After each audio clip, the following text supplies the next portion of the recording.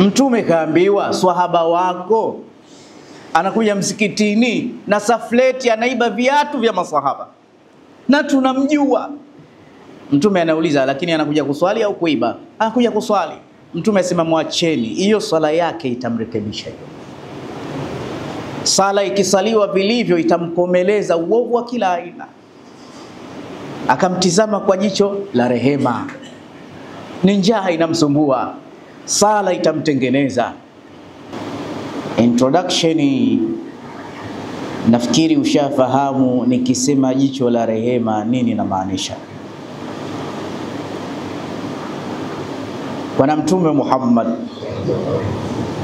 leo ndo arwatul amthila, ndo good example to play naye. Leo utapata hapo somo, kwa sababu Mtume rehma na amani ziwe juu lake ameweza kuamini mambo ambayo wengine hawakuweza kuyaamini.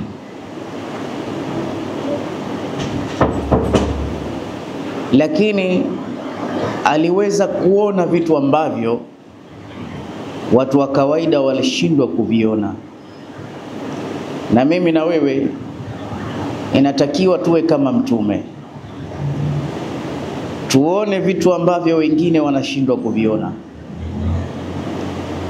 Kuona huwa tunatumia macho, na kuna mambo mengine huyabaini kwa macho, na Mtume aliweza kuona kile ambacho hakikuweza kuonwa na macho. Alam naj'al lahu aynayn, hujapewa macho mawili? Ni kweli tuna macho mawili. Mwenyezi Mungu ana mambo makubwa. Katika mafuhumu ya aya anasema ameumba vitu viwili viwili, usiku na mchana, pepo na moto, zuri na baya, mke na mume, na hivi havifanani kabisa, havifanani. Basi hivyo hivyo kuna jicho la kulia na kuna jicho la kushoto, havifanani. Kuna mkono wa kulia, kuna mkono wa kushoto, havifanani hata kidogo. Kama ukisema binadamu wote ni sawa, hii ni lugha ya kujumlisha.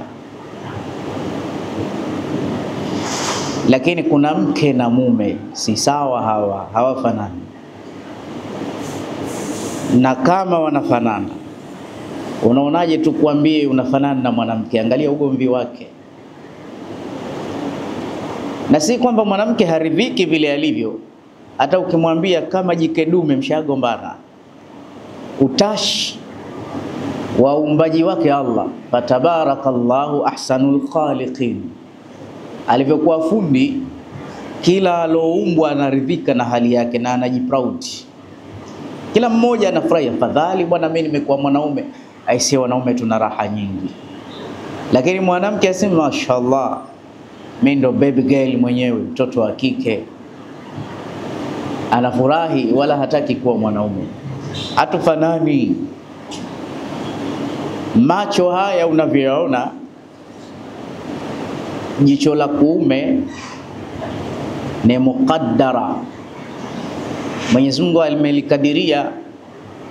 Kuna vitu limeongezewa ambavyo vile vitu vyake jicho la kushoto halina, na jicho la kushoto nalo lina mambo yake, kulia hakuna. Ina maana ukipoteza jicho moja, kuna uwezekano mkubwa kuna baadhi ya rangi huwezi kuzibaini kwa kupoteza lile jicho. Hujafanya tafiti tu, lakini ndio ilivyo. Kuna rangi zinatambuliwa na jicho la kuume, la kushoto haliwezi. Na kuna rangi zingine sharti litumike jicho la kushoto. Ndio kweli wa mambo. Na ungejipeleleza, ungefumba jicho siku moja, ungeona ile blue ile. Ukitumia la huku, mbona nyeusi? Mbona imebadilika? Huwezi kunielewa. Lakini hata pua kuna ya kulia na ya kushoto pia. Na hii ni saikolojia. Ni saikolojia. Wewe unaona perfume hii nzuri, shilingi ngapi?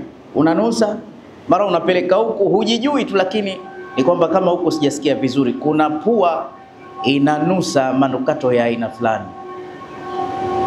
Hem, tuchukue mfano mwingine.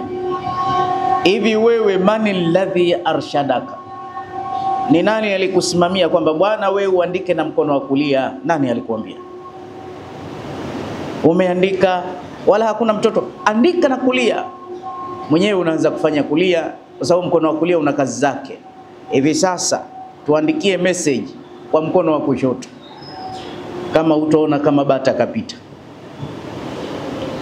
Wale watu waliopata stroke, kapooza upande wa kushoto, wanapata tabu sana kujisafisha toilet na mkono wa kuume. Si kwamba haukuzoea. Mkono wa kuume unauona una power au una power. Wenye power ni wa kushoto. Hata watu wakipigana, ngumi ya left si mchezo, ina power kuliko right. Ni kwamba mkono wa kushoto una mambo yake. Ndio maana mkono wa kushoto, hata mtu kukutana na mkewe ndo wenye balance kushika farji yake, kushika dhakari yake, unamudu mambo hayo. Ndio maana Mtume wala yabulanna ahadukum, tumesema mmoja wenu wasikojoe na mkono wa kuume, wa kushoto, kwa sababu wa kuume hauwezi. Kama kwenye mkono hujaelewa, miguuni. Hakuna hata mmoja alikwambia piga football bwana na mguu wa kuume. Ni wewe mwenyewe tu, lakini ukipewa pasi na left mara imekupita. Hauwezi, sio mambo yake. Na ukimwona mtu anaandika na left au anapiga mpira na left, unashangaa wewe unatumia left. Sasa sio mambo yake. Basi na macho hivyo hivyo. Ukikosa jicho moja, kuna baadhi ya vitu ndo mwisho huvibaini. Watu wa saikolojia wanasema. Sasa Mtume sallallahu alaihi wasallam alikuwa akiona kwa kawaida na macho yake yako sawia, lakini jicho lake moja Mtume lilikuwa likiona alalam wa ma fiha, lilikuwa likiona ulimwengu mzima wote na kila kilichokuwemo, lakini jicho lake la pili lilikuwa likitizama kwa rehema, ambayo macho ya watu wengi hawalioni hili. Kuna vitu vingine Mtume, narudia tena, aliweza kuviona watu wengine hawajawahi kuviona. Aliweza kusikia sauti ambayo mwingine hawezi kusikia. Unajua binadamu ana hali tatu. Hali ya kwanza ni hali ya kimawazo, iwe hali nzuri, iwe hali mbaya, iwe ni vita, iwe ni amani, iwe ni ugomvi. Kuna ugomvi kwanza wa kifikra. Ile fikra ikamchukua mtu, ikambeza mtu, inazaa maneno. Vita vya kwanza vilianza vya kimawazo, kisha vikazalika vita vya kimaneno. Usimuone mtu tu akakusemea vibaya, akakutukana, haikuanzia pale. Ilianza katika brain, katika ubongo, ikaja moyoni, kisha baada ya pale yakatoka maneno, na yakishatoka maneno yanakuja matendo. Ukitoka hapo nje mtu kakutia kofi, wallahi ana sifa mbili. Moyoni alikuchukia siku nyingi, ashakusema sana, hivi sasa kathibitisha. Na kama hayo yote hana, mwenda azimu tu, hakuna jengine. Na watu wengi wanahukumu hizi vita mbili tu. Mtu yuko mahakamani, kasema, katukana, kashutumu au kapiga, action au theory. Lakini watu wengi hawamhukumu mtu akiwa anawaza. Lakini Mtume mpaka hicho kinachowaza yeye aliweza kukisikia. Hivi sasa hata umtukane rais wa nchi, lakini unamtukana kimawazo, huwezi kuchukuliwa sheria. Inawezekana khatibu wa leo yuko hapa, lakini akili yako inamdisturb sana, inamtukana sana, na yeye anakutizama kwa bashasha, kwa sababu huwezi kuhukumiwa, hatuoni vitu hivi. Ndio pale ukaambiwa watakatifu wengi watakwenda motoni kwa sababu wamejipamba na makanzu, wanaongea maneno mazuri, lakini vifuani na mafundo makubwa. Katika Hujurati kule anasema watu wa peponi hawana ghili, hawana mafundo. Ndio maana hakuna jambo kubwa kama kujifunza kuwasamehe watu. So chuki ni ugonjwa mkubwa, ni ugonjwa mbaya. Na hapo ulipo unawatukana watu wengi sana rohoni, sema huna kifua cha kubainisha. Sasa Mtume yeye aliona mpaka, na ushahidi huko mwingi, nikupe mmoja tu. Abu Sufyan radhiyallahu ta'ala anhu alichelewa kusilimu, lakini aliposilimu imani ilikuwa haiko sawa, bado alikuwa na chuki na Mtume Muhammad. Basi Mtume siku moja kasujudu, Abu Sufyan anasema yani mpaka anakuwa na jeuri ya kusujudu mbele yangu, nisivyompenda ningepata askari wa Kisra hapa na malizane, wallahi ningemuua hapa, singenyanyua shingo yake. Afikiri tunampenda? Kwa sababu Mtume aliweza kuona yale ambayo wengine hakuweza kuona, hayo aliyaona mubashara.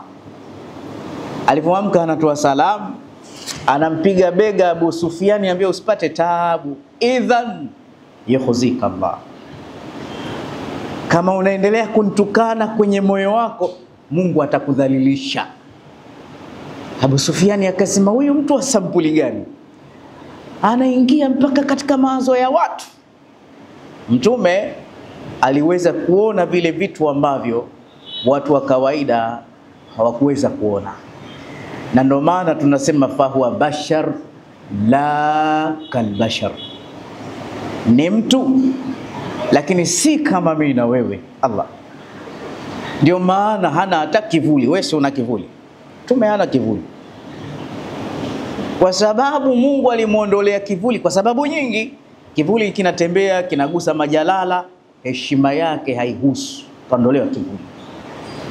Sahaba wanampenda, wanamkumbatia. Angalia shekhe tu, mtu akiwa na shekhe ana wapambe kibao, Mtume itakuwaje? Msikiti mzima huu kila anapoenda watu wanamsindikiza. Nani Mtume kapita? Sasa ukaribu ule watakanyaga kivuli chake, si heshima. Allah akamuondolea kivuli. Lakini pia yeye Mtume ni nuru bwana. Nuru haiwezi kuwa na kivuli. Hawa makameramani hawa wakiwasha kamera zao, sehemu kukiwa na kivuli tu kinaondoshwa na zile taa zao, hawataki kile kivuli. Ndio maana wamezima hata hizi taa, hataki vivuli vya ajabu ajabu. Huyo ndio Mtume. Ndio maana vile anavyotizama mbele, nyuma vile vile. Aliwaambia masahaba, vile ninavyoona mbele kwenye hichi kibla changu mnachokiona ndio ninavyoona nyuma. Ina maana ili fuvu la nyuma la Mtume halikuweza kumzuia kuona nyuma, kwa sababu yeye alikuwa ni nuru. Lakini mimba ya mamake unasemaje? Walam tajide lihamlihi alaman wala thiqalan wala ilala. Mama Amina ile miezi 9 hakuhisi hata ule uzito wa mimba. Yani mimba yake ya mwezi mmoja alihisi ni ile miezi 9. Hakuhisi uzito, hakubeba matope, alibeba nuru ya Mtume Muhammad. Wafuasi wa Mtume, washabiki wa Mtume, wapenzi wa Mtume, nasema Mtume jicho lake moja aliweza kuona hali ya dunia na vitu vyake. Jicho lake la pili liliweza kuona kwa rehema, liliona kwa rahma. Na sisi itakiwa tuwe kama yeye, tuwe tunaona kwa rehma. Na wale aliokuwa nao walisifika kwa sifa ya kuona kwa rehma, na wakatajwa Muhammadur Rasulullah walladhina ma'ahu ashidda'u 'ala al-kuffar lakini ruhama'u bainahum wajabatir rahma. Masahaba walikuwa na macho ya rehma. Angalia siku miongoni mwa siku, aliletwa mwanamke, mke mwenyewe ni mke wa mtu, kazini Madina, mpaka kapata mimba. Ameletwa na masahaba, mwanamke huyu amezini ya Rasulullah. Sasa huyu apigwe mawe afe. Hiyo ndo sheria. Anaogopa, haogopi kitu chengine, chini ya ulinzi mkali. Huyu lazima afe, na ndo sheria inasema hivyo. Mtume jicho lake la mwanzo lilitizama sheria, hapindishi sheria. Nyie mlokuwa na ushabiki akatwe mkono auawe, Mtume alikuwa mwamba kuliko wewe. Aliiba mwenye kuiba, wakaja kushtaki kwa Mtume kishaiba, lakini ukoo wake wa Kikuraishi ni watu waheshimiwa sana hapa mtaani. Ya Rasulullah, fanya njia, sahaba huyu akikatwa mkono itakuwaje? Fedheha kwenye familia ya mzee fulani, ndio anaotoa sadaka msikitini kwenyewe hapa. Mtume hapindishi sheria, alibadilika rangi, asema lau kanati Fatimati binta Muhammad la saraqat la qata'at yadaha, angekuwa binti yangu mimi angeiba, wallahi ingemkata mkono wake. Hakuna adl, hakuna umimi katika dini, lazima sheria ifuate mkondo wake. Ya Rasulullah, mwanamke amezini, mwanamke mwenyewe anatia huruma, hapa apigwe mawe kiuni tu mfano wake. Mtume akamtizama yule mwanamke, akafungua chumba cha rehema, akasema kweli mama umezini, hebu ondoka bwana. Nenda sasa, tutaongea kesho, nenda. Anataka ile hukumu ya umauti imhepe. Mama anarudi, sijakuelewa jana ya Rasulullah, nimeondoka vipi? Labda basi hebu nenda kale kwanza mimba. Mama, huyo mtoto ana unyonge gani? Ana dhambi gani? Rudi nyumbani kale mimba hii. Mimba kalea, imefika miezi 9. Tayari ishafika miezi 9, ni wawe tu ya Rasulullah. Mtume sema hapana bwana, kazae. Anatizama kwa jicho la rehema. Kweli anahitajia hukumu, lakini bado hakuna nafasi ya kumhurumia. Kukosa ndo binadamu, wasiokosa ni nani? Huruma imekosekana kati ya maisha ya watu. Yani kuna mtu ukikosea sheria, mwingine hukosea kwa bahati mbaya na wala hakutaka akosee, lakini anavyoadhibiwa habari zake kubwa. Mtu aibe kanda mbili tu hapo msikitini. Nilikuwa katika msikiti fulani, natoa nasaha, nahamasisha sadaka, dakika ugomvi umetokea hapo, vumbi linatimka bipi, kaingizwa mtu msikitini, kashapigwa ngumi, madamu yanamtoka. Nawaambia Waislamu, sisi si ndo mashekhe wenu, ndo tuko mbele. Haya kuna nini? Kaiba viatu. Tena mmoja sema msiwapeleke kwa hao mashekhe, wataanza kulemba-lemba. Hapa tunatoa munkari tu. Jamani, hizi kanda mbili ndo mnamuua mtu msikitini namna kama hii? Waislamu kweli? Nikasema huyo jamani muacheni. Ambia hapana, washazoea, sio leo. Wewe hujaibiwa shekhe, kuibiwa kunauma. Kanda mbili zimetoboka. Alipigwa mpaka akatokea mjumbe akasema, Waislamu mimi simo, huyu mkimuua wallahi mimi nakukaneni. Waislamu mnamuua mtu, rahma hakuna.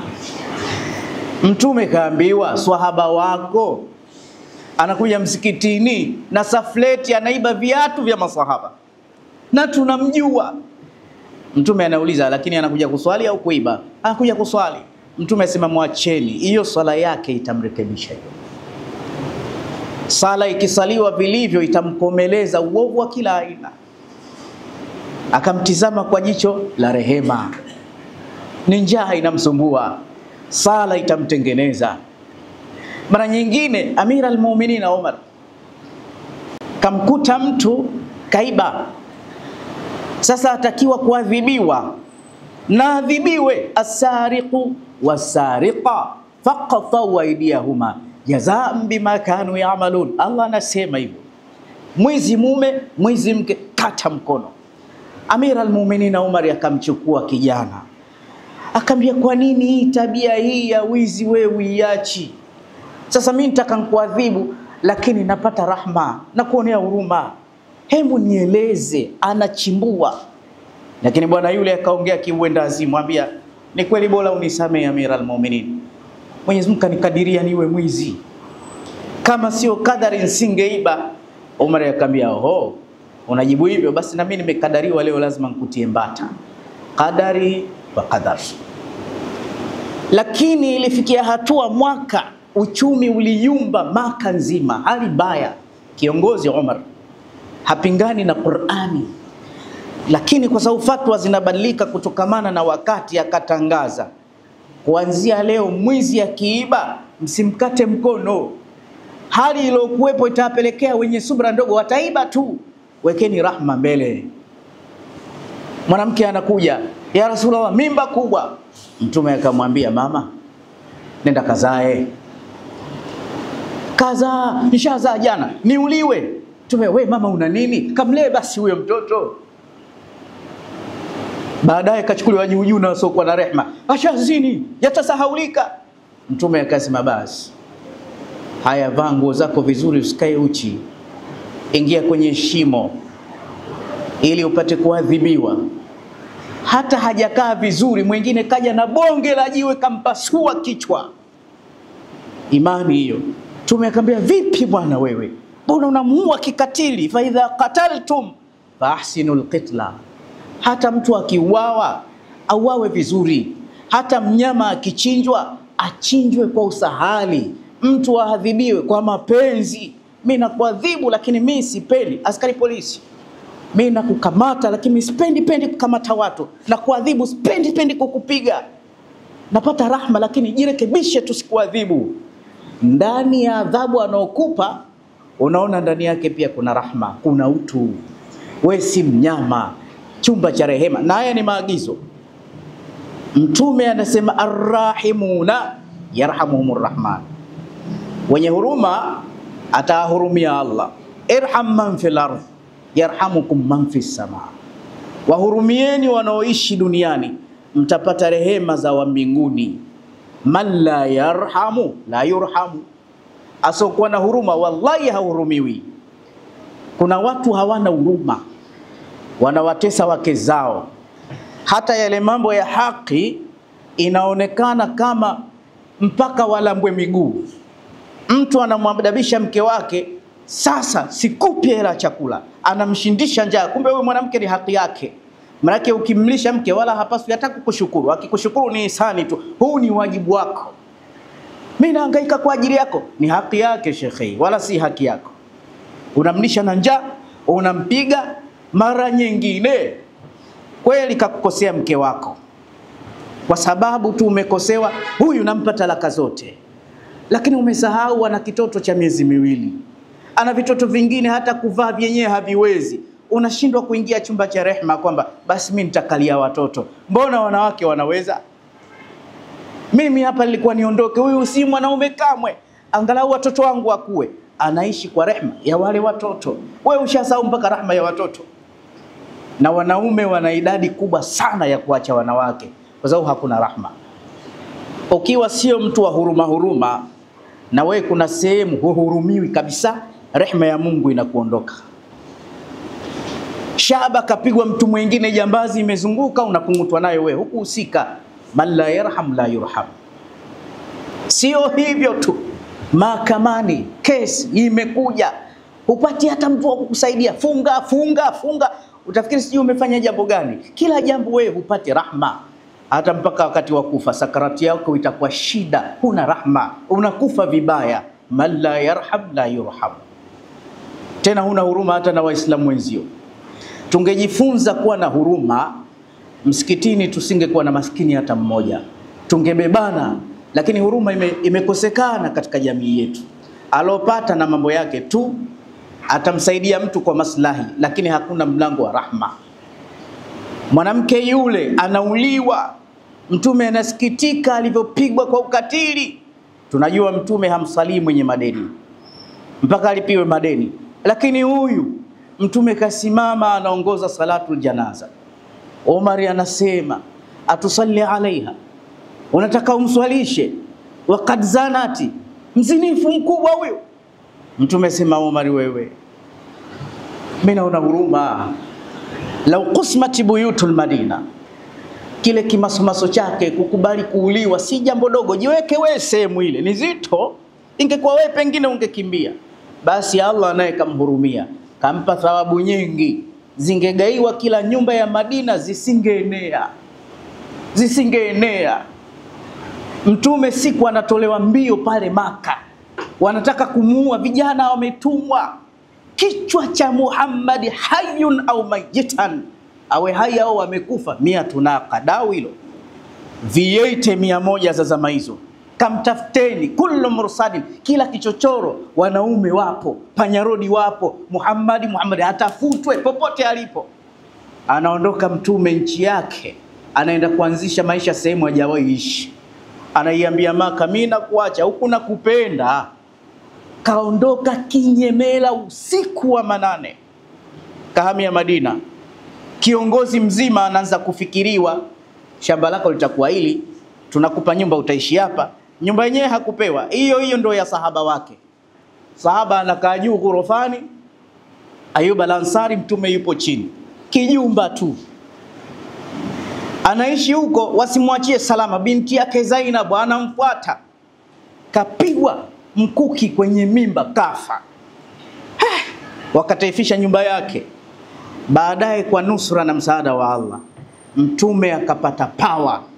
Akaja fathu Makkah baadaye na jeshi la askari 10,000.